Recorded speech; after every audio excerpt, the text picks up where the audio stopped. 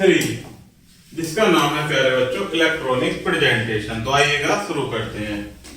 Electronic presentation software सार्वजनिक प्रयोग, अति लोकप्रिय और डिजाइनिंग के कार्यों के लिए अति उत्तम एप्लीकेशन सॉफ्टवेयर है।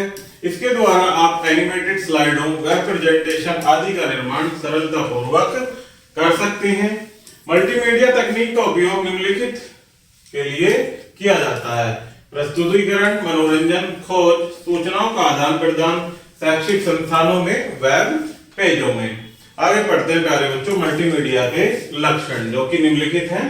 फर्स्ट पॉइंट है इसमें, यह रियल टाइम एनिमेशन को सेव करने और उसे पुनः प्राप्त करने में सहायता करता है। संबंधित मल्टीमीडिया में कड़ी की आवश्यकता होती है जिससे हम दूसरी साइट अथवा एनिमेशन पर जा सकते हैं। मल्टीमीडिया द्वारा डाटा स्थानांतरित करने की दर अधिक होती है। यह है इसके लक्षण। आगे बढ़ते हैं हाइपर टेक्स्ट एवं हाइपर मीडिया। हाइपरलिंक एक ऐसी कड़ी है जिसका प्रयोग किसी वेब पेज में किसी अन्य क्षेत्र में जुड़ने के लिए होता है। यह एक विशेष प्रकार की कड़ी होती है जिसके द्वारा अन्य टेक्स्ट फॉर्मेट, फोटोग्राफ अथवा मल्टीमीडिया फॉर्मेट में एनिमेशन डाला जा सकता है।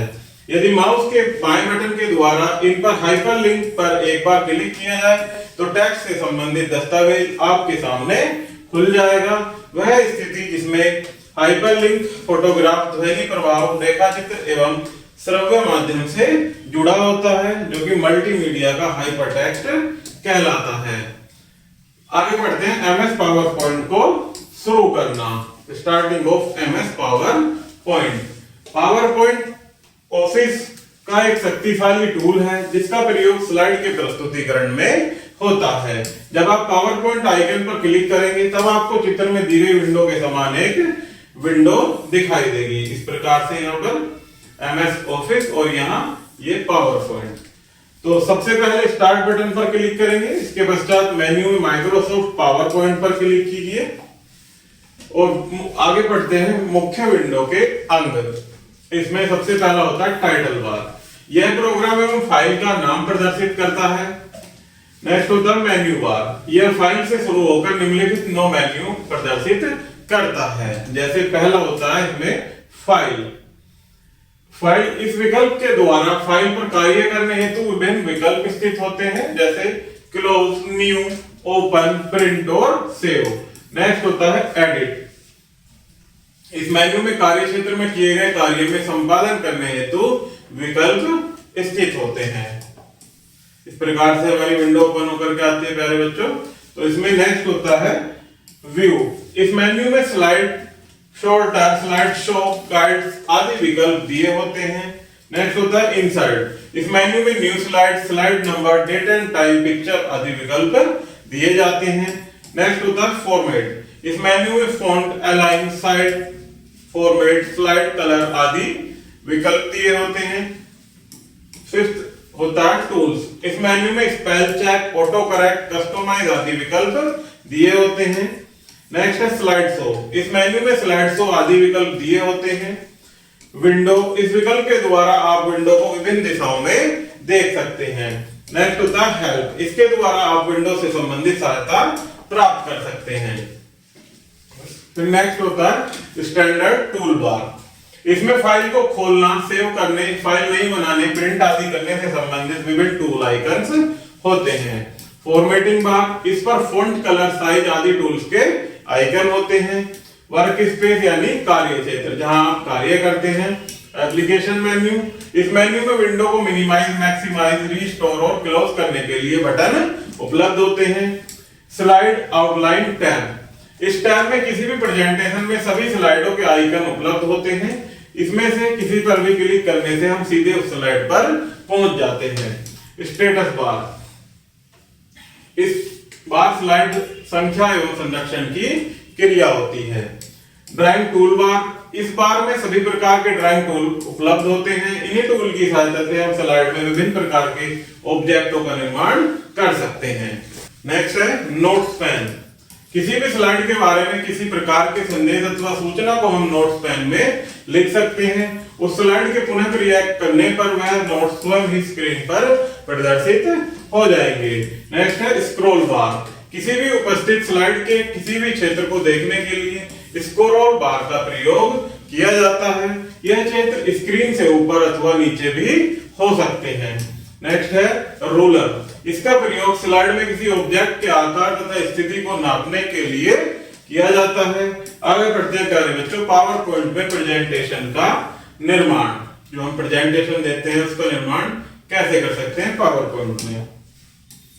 जैसे ही आप पावर पॉइंट विंडो में फाइल में न्यू ऑप्शन पर क्लिक करेंगे, आपके सामने एक टास्क पैन आएगी जिससे आप नई प्रेजेंटेशन का निर्माण कर सकते हैं। इसमें आप नए प्रकार के प्रेजेंटेशन का निर्माण करने की विधि का चुनाव कर सकते हैं।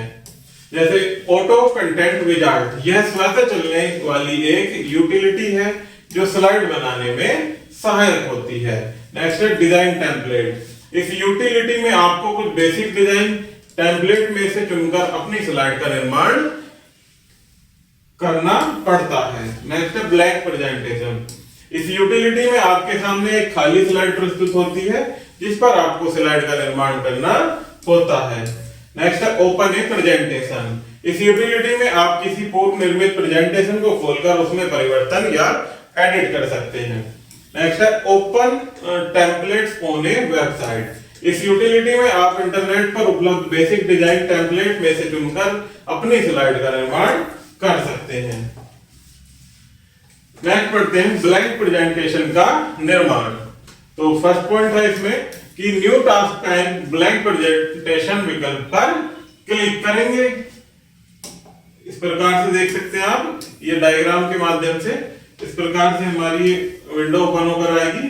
तो सेकंड पॉइंट में हम यदि आप बेसिक लेआउट से स्लाइड का निर्माण करना चाहते हैं तो इस चरण को छोड़कर सीधे चरण 3 पर पहुंच जाएंगे। अन्यथा टास्क पैन से प्रस्तुत किसी भी लेआउट में से किसी एक का चुनाव करके उस पर डबल क्लिक करेंगे। थर्ड पॉइंट होता है कि स्लाइड या आउटलाइन टैब पर टेक्स्ट टाइप कीजिए। नई स्लाइड इंसर्ट करने के लिए निम्न में से कोई एक कार्य कीजिए। टूल बार पर न्यू स्लाइड पर क्लिक कीजिए। इंसर्ट मेन्यू में न्यू स्लाइड पर क्लिक कीजिए। इस प्रकार की विंडो ओपन होकर आती है। उसके बाद प्रेजेंटेशन में स्थित अंतिम स्लाइड पर राइट क्लिक करने से शॉर्टकट मेन्यू में से न्यू स्लाइड पर क्लिक कीजिए। नंबर 5 पॉइंट होता है कि चरण 3 तथा 4 का प्रयोग करते हुए नई स्लाइडों को इंसर्ट कीजिए। प्रत्येक स्लाइड में आप अपनी इच्छा अनुसार अन्य ऑब्जेक्टों को सम्मिलित कर सकते हैं। जब आप कार्य समाप्त करें तो फाइल मेन्यू में से सेव ऑप्शन पर क्लिक करके फाइल को सेव करें। इसके बाद डिजाइन टेम्पलेट से प्रेजेंटेशन का निर्माण। तो इसमें फर्स्ट पॉइंट है कि new presentation task pane design presentation विकल्प पर क्लिक कीजिए। टेम्पलेट डायलॉग बॉक्स में से अपनी इच्छा अनुसार फाइल को चुनकर ओके पर क्लिक करके उसे सेलेक्ट कर लीजिए। नंबर 3, उस प्रेजेंटेशन में आवश्यकता अनुसार परिवर्तन कर लेने के पश्चात फाइल मेन्यू में सेव एज ऑप्शन पर क्लिक कीजिए, जिससे क्या है कि वो एडिट यानी चेंज होने के बाद सेव हो जाएगी। नेक्स्ट पॉइंट है नई स्लाइड को इंसर्ट करने के लिए आप टूल बार के न्यू स्लाइड बटन पर क्लिक कीजिए तथा उसके पश्चात अपनी आवश्यकता अनुसार स्लाइड का लेआउट चुन लीजिए। नेक्स्ट है डायलॉग बॉक्स में फाइल नेम बॉक्स फाइल का नाम टाइप कीजिए तथा बटन पर क्लिक कीजिए। आगे है स्लाइड में टेक्स्ट भरना। स्लाइड के लेआउट को सिलेक्ट करने के पश्चात टाइटल में माउस से क्लिक करके उसमें टेक्स्ट लिखिए। इसके पश्चात सबटाइटल में से माउस से क्लिक करके उसमें टेक्स्ट लिखिए। आगे है स्लाइडों का प्रयोग करना। स्लाइड टैब में प्रेजेंटेशन में प्रयोग की गई सभी स्लाइडों के आइकन या थंबनेल उपलब्ध होते हैं। इनमें से किसी पर भी क्लिक करके हम उन पर सीधे उस स्लाइड पर पहुंच जाते हैं। नेक्स्ट है स्लाइड इंसर्ट करना। नई स्लाइड इंसर्ट करने के लिए निम्न में से कोई एक कार्य कीजिए। या तो टूल बार पर न्यू स्लाइड बटन पर क्लिक करके लेआउट का चुनाव कीजिए। इंसर्ट मेन्यू में न्यू स्लाइड पर क्लिक करेंगे। प्रेजेंटेशन में उपस्थित स्लाइडों के बीच में से माउस राइट क्लिक करने पर शॉर्टकट मेन्यू में न्यू स्लाइड पर क्लिक कीजिए। शॉर्टकट मेन्यू में न्यू स्लाइड पर क्लिक कीजिए। इनमें से कोई एक कार्य हम करेंगे। नेक्स्ट पॉइंट है स्लाइड में आवश्यकता अनुसार परिवर्तन या चेंज करना। स्लाइड डिलीट करना, जैसे तो इसमें किसी उपस्थित स्लाइड को डिलीट करने के लिए निम्न में से कोई एक कार्य करना पड़ेगा। जैसे एडिट मेन्यू में से डिलीट स्लाइड पर क्लिक करेंगे, या तो प्रेजेंटेशन में उपस्थित स्लाइड के ऊपर माउस से राइट क्लिक करने से शॉर्टकट मेन्यू में से डिलीट स्लाइड पर क्लिक करेंगे। इनमें से कोई एक काम करना होगा। फिर उसके बाद स्लाइड डिलीट हो जाएगी। उस स्लाइड को पुनः प्राप्त करने के लिए कंट्रोल के साथ जेड की दबा देंगे, जिससे वो अंडू होकर वहीं आ जाएगा। आगे स्लाइड में बुलेट या नंबरिंग जोड़ना। तो स्लाइड में टाइप किए गए टेक्स्ट को सिलेक्ट कीजिए, इसके पश्चात फॉर्मेटिंग टूलबार के बटन पर क्लिक कीजिए। बुलेट्स का आकार व चिन्ह बदलने के लिए फॉर्मेट मेन्यू में बुलेट्स एंड नंबरिंग पर क्लिक कीजिए। आगे बढ़ते हैं स्लाइड में टेक्स्ट का अलाइनमेंट। स्लाइड में टाइप किए टेक्स्ट को सिलेक्ट कीजिए, इसके पश्चात फॉर्मेटिंग टूलबार पर निम्न में से किसी एक बटन पर क्लिक करके अलाइनमेंट कीजिए, जैसे left alignment, right alignment, centre alignment और फॉर्मेट मेन्यू में अलाइनमेंट। सब मेन्यू में जस्टिफाई ऑप्शन पर क्लिक कीजिए। आगे बढ़ते हैं प्यारे बच्चों, स्लाइड बैकग्राउंड को परिवर्तित करना। स्लाइड में बैकग्राउंड को परिवर्तित करने के लिए मेन्यू में बैकग्राउंड ऑप्शन पर क्लिक कीजिए। इससे इस प्रकार का डायलॉग बॉक्स स्क्रीन पर आ जाएगा। आगे बढ़ते हैं, इस डायलॉग बॉक्स पर क्लिक करके किसी कलर का चुनाव कीजिए। यदि आप इस कलर के अतिरिक्त किसी अन्य कलर का चुनाव करना चाहते हैं तो मोर कलर्स पर क्लिक कर सकते हैं। इस तरह से कलर का वो ऑप्शन आ जाएगा प्यारे बच्चों, कलर वाली विंडो। आप अन्य कलर भी ले सकते हैं। नेक्स्ट है, यदि आप बैकग्राउंड में किसी प्रकार के अन्य टेक्सचर, चित्र आदि को डालना चाहते हैं तो फिल इफेक्ट पर क्लिक करेंगे। फिर इसके आगे पढ़ते हैं प्यारे बच्चों, स्लाइड में क्लिप आर्ट या चित्र जोड़ना। तो फर्स्ट पॉइंट है, सर्वप्रथम इंसर्ट मेन्यू में पिक्चर, सब मेन्यू में से क्लिप आर्ट या फ्रॉम फाइल पर क्लिक कीजिए। इसके पश्चात insert clip art task pane में उपलब्ध क्लिप आर्ट आइकन पर क्लिक कीजिए। जिस चित्र को आप उस स्लाइड में डालना चाहते हैं उसे सेलेक्ट करने के पश्चात ओके बटन पर क्लिक कीजिए।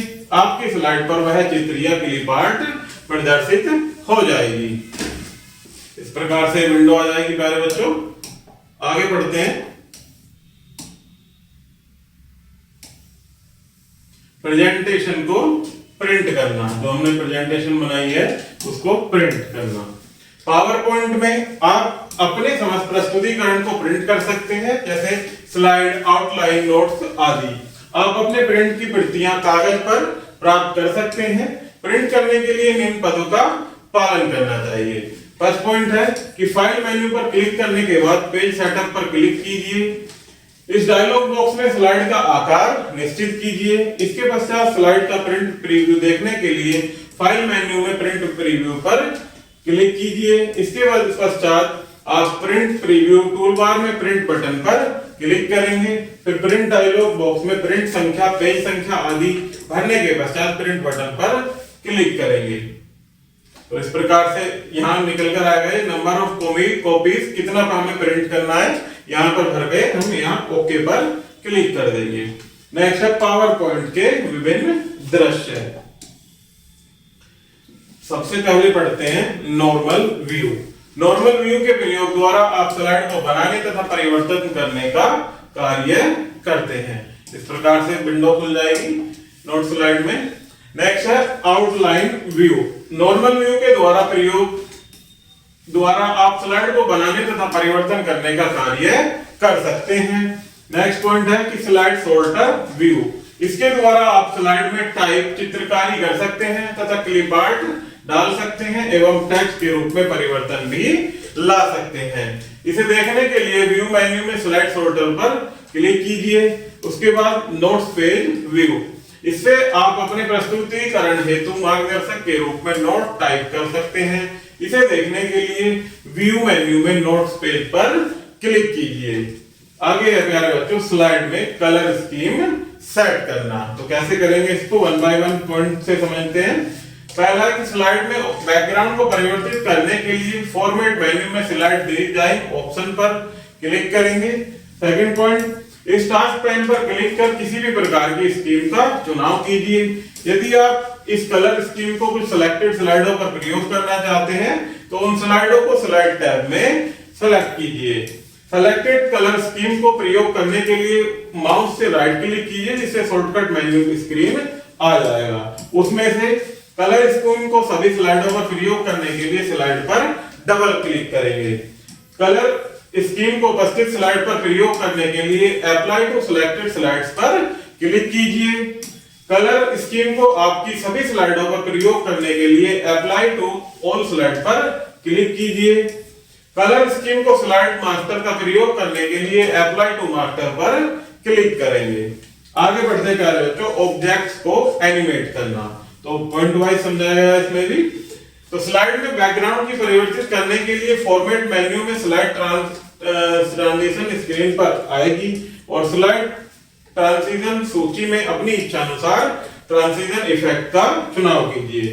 फिर इसके पश्चात माउस की क्लिक करके फेडिंग इफेक्ट या डिस्प्ले चेंजेस का चुनाव करेंगे। ट्रांजिशन की गति को परिवर्तित करने के लिए स्पीड सूची में फास्ट, स्लो या मीडियम का चुनाव कर सकते हैं।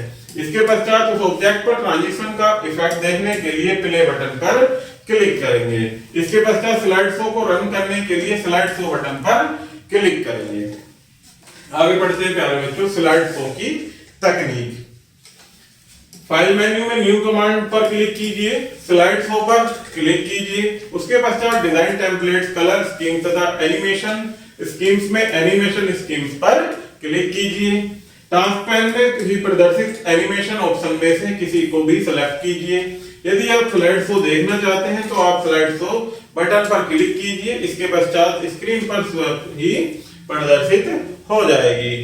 स्लाइड शो के चलते यदि आप किसी स्लाइड को परिवर्तित करना या रोकना चाहते हैं तो आप एस्केप की, जो कि कीबोर्ड की लेफ्ट साइड में होती है, एस्केप की को दबाइए तथा उस स्लाइड को परिवर्तित करने के पश्चात पुनः स्लाइड शो बटन पर क्लिक कीजिए। इसमें कुछ मुख्य बिंदु दिए गए हैं प्यारे बच्चों, जिन्हें वन बाय वन पढ़ेंगे और आप इन्हें समझेंगे। मल्टीमीडिया रियल टाइम एनिमेशन को सेव करने और प्राप्त करने में सहायक होता है। पावर पॉइंट एमएस ऑफिस का एक शक्तिशाली टूल है जिसका प्रयोग स्लाइड के प्रस्तुतिकरण में किया जाता है।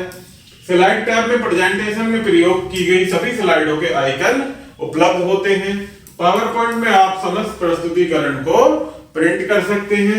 इसमें स्लाइड शो चलाने से पूर्व स्लाइडों पर आइकन उपलब्ध ऑब्जेक्टों का एनिमेशन भी किया जाता है। तो इस प्रकार से प्यारे बच्चों हमारा यह लेसन यहीं समाप्त होता है। आई होप कि आपको यह वीडियो जरूर पसंद आई होगी। धन्यवाद।